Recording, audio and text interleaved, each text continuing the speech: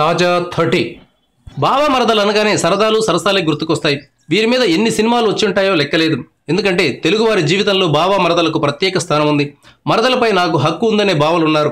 అలాగే బావ నన్ను కాదంటేనా అనే మరదళ్ళు ఉన్నారు. ఇలాంటి బావ మరదల మధ్య సాగిన ఓ సరదా పెను ఉత్పాతాన్ని సృష్టించింది. నాగర్ కర్నూలు జిల్లా లింగాల మండలం దేవుని తండాకు చెందిన 24 ఏళ్ల చందర్ నాయక్ అలియాస్ చందు హైదరాబాద్లోని సింగరేణి కాలనీలో ఉంటున్నాడు.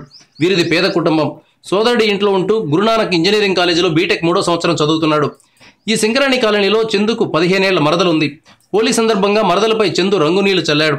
దీంతో మరదలు కూడా సరదాగా పక్కనే ఉన్న సీసాలో ఉన్న ద్రవాన్ని తీసుకుని బావపై చల్లింది. సీసాలో ఉన్న ద్రవం రంగునీళ్లు అనుకుని మరదలు చల్లింది. కానీ అందులో ఉన్నది టార్పెంట్ ఆయిల్. ఈ టార్పెంట్ ఆయిల్ ఆ పక్కనే ఉన్న పొయ్యిలో కూడా పడడంతో ఒక్కసారిగా మంటలు లేచాయి. చందుకు శరీరం నిండా మంటలు వ్యాపించాయి. తట్టుకోలేక చందు పక్కనే ఉన్న డ్రమ్ములో దూకాడు. అయినా కూడా అతడి శరీరం చాలా వరకు కాలిపోయింది. ఉస్మానియా ఆసుపత్రికి తీసుకెళ్తే అక్కడ చికిత్స పొందుతూ చనిపోయాడు.